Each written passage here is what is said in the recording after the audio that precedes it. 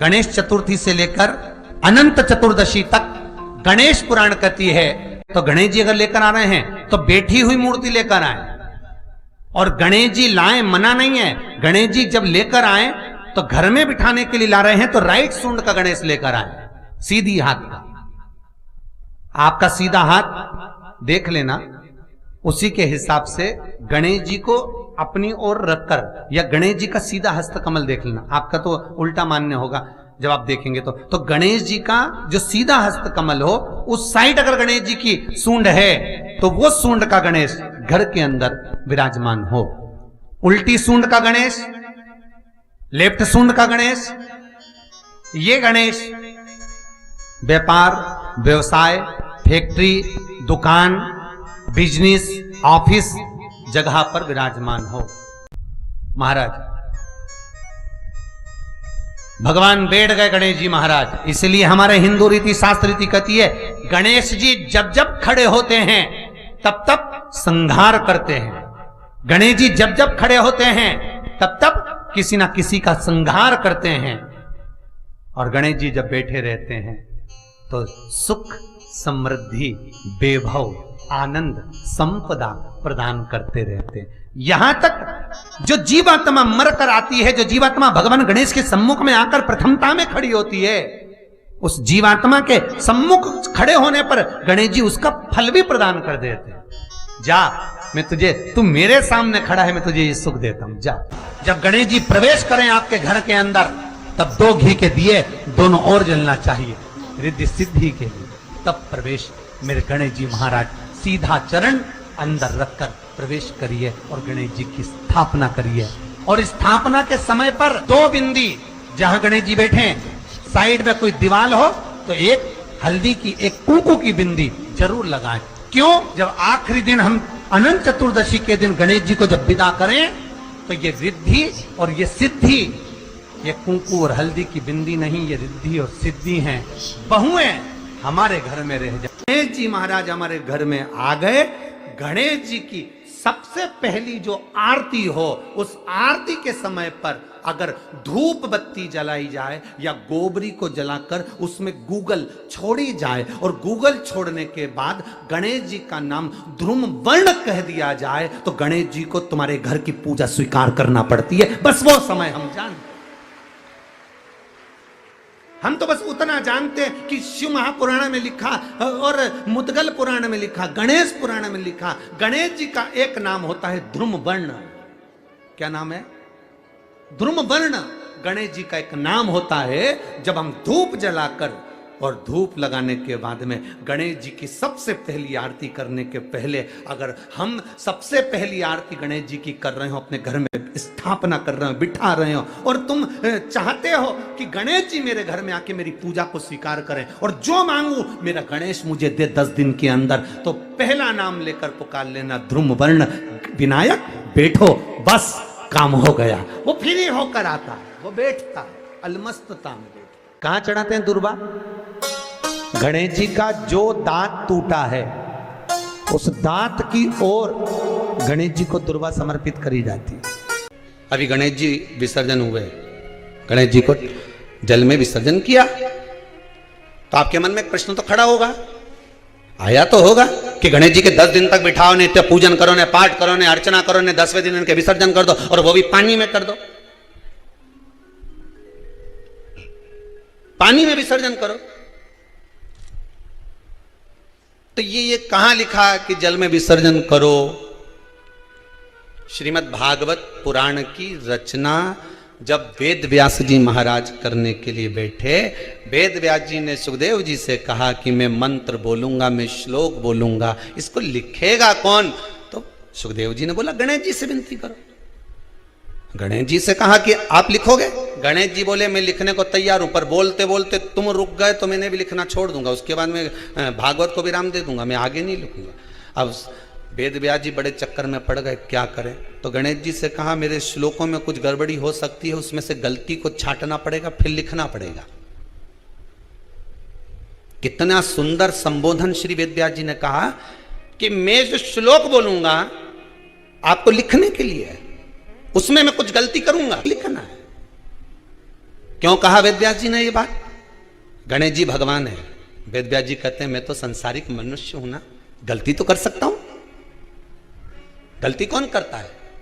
जम के बोलो भगवान गलती करता है क्या? नहीं, गलती कौन करेगा? मनुष्य। गलती मानव करेगा, गलती मनुष्य करेगा। और गलती करने के बाद अगर हमसे अपनी जिंदगी में कोई गलती हो जाती है तो एक बार क्षमा मांगने में कुछ जाता है क्या? प्रणाम करने में कुछ जाता है क्या? निवेदन करने में कुछ जाता है क्या? नहीं। गलती हो गई मुझसे तो गणेश जी आप गलती को छांटना, लिखना। गणेश जी महाराज लिखने बैठ गए। लिखते लिखते लिखते लिखते 10 दिन हो गए गणेश जी महाराज को। शरीर में ताप पड़ने लगा गणेश जी महाराज के। वेद व्यास जी ने गणेश जी के हाथ का स्पर्श करा तो शरीर तो तप रहा था। वेद व्यास जी ने वहीं पर श्रीमद् भागवत के श्लोकों को विराम दे दिया। अब नहीं बोले। गणेश जी लिखते लिखते लिखते लिखते लिखते लिखते थक गए, ताप पड़ गया, शरीर गर्म हो गया। वेद व्यास जी ने कब करूं क्या? 10 दिन से लिख रहे हैं और शरीर पर ताप पड़ रहा है, करा क्या जाए? उन्होंने गणेश जी का हाथ पकड़ा, उठाया और कहा चलो प्रभु हमारे साथ में। वेद व्यास जी गणेश जी को ले गए और ले जाकर शीतल जल में श्री गणेश जी महाराज को बिठा दिया। गणेश जी को पानी के अंदर उनको विराजमान कर दिया कि अब आप ताप को थोड़ा ठंडा कर लीजिए।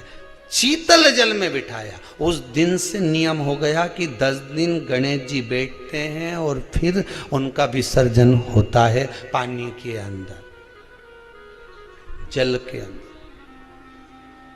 शरीर का ताप मिट जाए।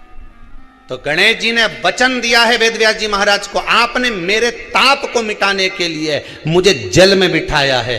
जो मुझे जल में विसर्जन करेगा मेरा ताप तो मिटेगा ही, साथ में जो मुझे जल में विसर्जन करेगा उसके जीवन के भी ताप को मैं मिटा दूंगा, उसके जीवन के ताप को मैं मिटा दूंगा। ताप मिटा दिया।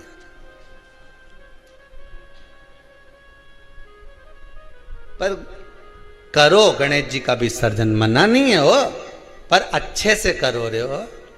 अब मैं छोरा छोरियों तो निशाना लगा है, वो हमारा गणेश जी जई दिया, वो हमारा सबसे आगे पहुंचा तो इधर वाला ने इधर से फेंका, हो गया। ये हमारे धर्म की हंसी उड़ा रहे हैं। शिव को और गणेश को बेलपत्र शमीपत्र समर्पित होता है। आपको कथा में वर्णन किया था 33 कोटि देवताओं को भले बेलपत्र नहीं चढ़ेगा पर 33 कोटि देवताओं को शमीपत्र चढ़ता है। और उसमें एक गणेश जी महाराज और एक बाबा भोलेनाथ, इन दोनों को शमी समर्पित होता है। कथा में पहले भी वर्णन किया, आज फिर आपको समझ लेना बहुत अच्छे से। जो आपको करना है रिद्धि सिद्धि पाने के लिए, संपदा को बढ़ाने के लिए। शिव महापुराण की कथा कहती है और गणेश चरित्र अपन श्रवण कर रहे हैं, जिसके घर में संपदा की कमी पड़ती हो, बीमारियां ज्यादा फैल रही हो, बहुत कष्ट हो महाराज, बहुत ज्यादा दुखी हो महाराज, कोई काम नहीं बन रहा, बहुत तकलीफ में हो, तो शमी पत्र, शमी की पत्ती, जहां गणेश जी का स्थान है वहां पर 5 शमी पत्र 5 समर्पित करें और शंकर जी के ऊपर 3 शमी पत्र समर्पित करें। बहुत ध्यान देना, 5 शमी पत्र जहां गणेश जी का स्थान है शिवलिंग में वहां समर्पित करें, 3 शमी पत्र शिवलिंग के ऊपर समर्पित करें। 1 शमी पत्र शंकर जी की चौखट पर लेफ्ट भाग में, जाते समय आपका उल्टा हाथ, जब मंदिर से निकलो तो उल्टे हाथ पर लेफ्ट भाग में शंकर जी की चौखट पर समर्पित करें 1 शमी पत्र। और महाराज घी का दिया जहां लेफ्ट भाग में आपने शमी पत्र रखा है, मंदिर में ना दिया लगाकर बाहर की ओर जहां शमी पत्र रखा है उसके ठीक साइड में एक घी का दिया लगा दीजिए। केवल गणेश चतुर्थी से लेकर अनंत चतुर्दशी तक गणेश पुराण कहती है भगवान गणेश जी का मोर ध्वज का, मयूर ध्वज गणेश का नाम लेकर जो ये दीप शमी पत्र चढ़ा देता है उसके घर से कभी रिद्धि सिद्धि नहीं जाती, वैभव प्रतिष्ठा नहीं जाती। कर देखना, अगले साल तक आपका व्यापार कितना चलता है हमको बताना जरूर, करके देखो एक बार। गणेश पुराण का, शिव महापुराण का यह प्रसंग करिए, जीवन में उतारिए। चतुर्थी से लेकर अनंत चतुर्दशी तक गणेश जी का मूल स्थान। आपको गणेश जी की मूर्ति पर चढ़ाने का नहीं बोल रहा। क्यों नहीं बोल रहा है? क्योंकि गणेश जी की आप प्रतिष्ठा करोगे तो वो टेम्परेरी है, 10 दिन के लिए कर दिया फिर वापस विसर्जन कर दिया। पर जहां शंकर मंदिर में बैठ गए, शिवलिंग स्थापित हो गया, वहां ना जाने कितने समय से शंकर की आराधना हो रही है, वहां गणेश जी सदा विराजमान है। और देखो ये 10 दिन में अगर आपने शमी पत्र बिल्कुल मन से समर्पित करा है ना, तो मेरा विश्वास कहता है शिव महापुराण का, मेरे बाबा विश्वनाथ की कृपा कहती है, मेरा मन कहता है 10 दिन के अंदर आप शमी चढ़ाएंगे ना तो कुछ ना कुछ अच्छी की प्रियता है दुर्वा। क्या प्रियता है? दुर्वा। कितनी दुर्वा गणेश जी को समर्पित करी जाती है? मात्र 5। कितनी? आज के जमाने में लोग गट्ठा बनाकर चढ़ा दें, वो अपनी जगह पर है। 5 दुर्वा पंचम इंद्रियों को वश में करने के लिए और भगवान के 5 जो स्वरूप हैं उनको अपने भीतर उतारने के लिए 5 दुर्वा। और दुर्वा में भी 3 गांठ। जब दुर्वा समर्पित करी जाती है तो उसमें नीचे दुर्वा की डंडी पर गांठ रहती है, 3 छोटी छोटी गांठें होना चाहिए। कितनी गांठ? जो भगवान को समर्पित करी जाए। जिस अमृत के बूंद से प्रकट हुआ है पान का पत्ता, 33 कोटि देवताओं के पूजन में, पाठ में, अर्चना में ये अमृत का पत्ता काम आएगा। जिस जल के पात्र में यह पत्ता रखा रहेगा वो जल क्षीर सागर के अमृत तुल्य हो जाएगा। क्षीर सागर के अमृत तुल्य। तुझे प्रथम गिनती में गिनाता हूं, देवताओं का अधिपत्य तुझे प्रदान करता हूं, सारे देवों में तू प्रथम गिनती में गिना जाएगा, प्रथम पूज्य माना जाएगा। बस शंकर भगवान ने वर दिया, थोड़ी देर बाद कार्तिकेय महाराज आ गए। कौन आए? जम के बोलो जरा। कार्तिकेय। और कार्तिकेय जी आए और आकर बोले, पिताजी दंडवत करा, प्रणाम करा, साष्टांग करा, मैं परिक्रमा कर कर आ गया। मैंने परिक्रमा करा। अब इधर तो देवता सब, सारे देवता मिलकर अक्षत छोड़ रहे गणेश जी के ऊपर, स्वस्ति वाचन हो रहा, लोग प्रणाम कर रहे, नमन कर रहे, लोग आवाज लगा रहे, श्री गणेश जी महाराज की। अब सारी दुनिया में आवाज लग रही गणेश जी। तो कार्तिकेय ने पूछा, माँ ये गणेश जी का जय घोष क्यों हो रहा है? गणेश जी के जयकारे क्यों हो रहे हैं? गणेश जी के लिए इतना जय घोष? तो माता पार्वती ने भगवान शंकर के शब्दों को कार्तिकेय को सुनाया। कार्तिकेय रो पड़े, माँ मैं परिक्रमा कर कर आया, गणेश जी ने तो केवल आपकी परिक्रमा लगा ली, आपने उसको प्रथम गिनती में मान लिया। माँ उसने बुद्धि का परिचय दिया और मैंने कर्म का परिचय दिया। बुद्धि का परिचय, कर्म का परिचय।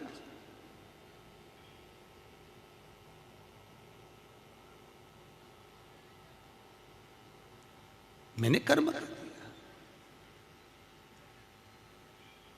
महाराज व्यक्ति को उसके भाग्य का मिलता है कि कर्म का मिलता है? जल्दी बोलो। कर्म का। आपका क्या विचार है? ये लोग तो बहुत दूर बैठे हैं इसलिए इनसे पूछ ही नहीं रही हूं। अब गणेश जी महाराज को भगवान कार्तिकेय महाराज बोल रहे हैं, माँ मैं कर्म करने गया था, मैं परिक्रमा करने गया था, और यहाँ गणेश जी महाराज को तुमने प्रथम गिनती में बना दिया। माँ ये क्या हुआ? माता पार्वती को गुस्सा तो बहुत आया, क्रोध भी आया। माँ पार्वती की आंख में अश्रु भी भर गए। महाराज आंसू है माता पार्वती के नयन, अश्रु।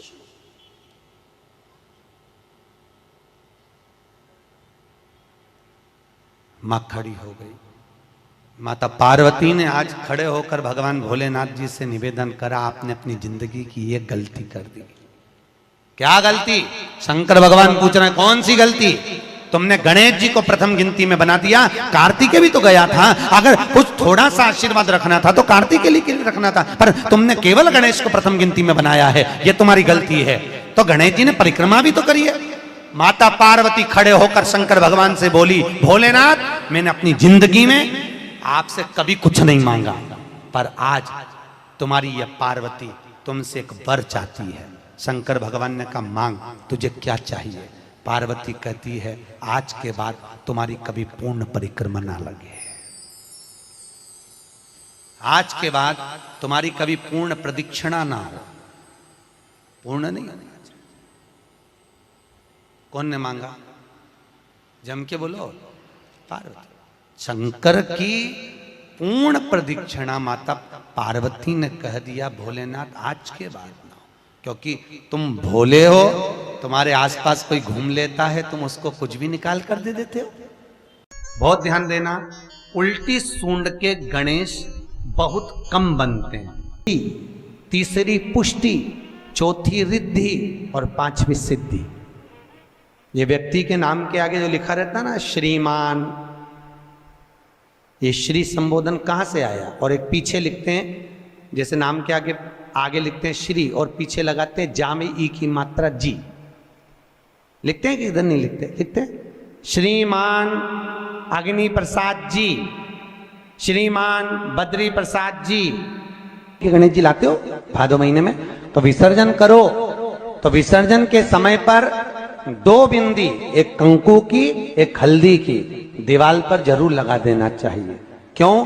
क्योंकि गणेश जी हमारे यहाँ आते हैं तो रिद्धि सिद्धि के साथ आते हैं, पर जब गणेश जी जाते हैं अगर हम बिंदी नहीं लगाते हैं तो गणेश जी अपनी रिद्धि सिद्धि को साथ में लेकर चले जाते हैं। पति के साथ पत्नी वापिस चली जाती है।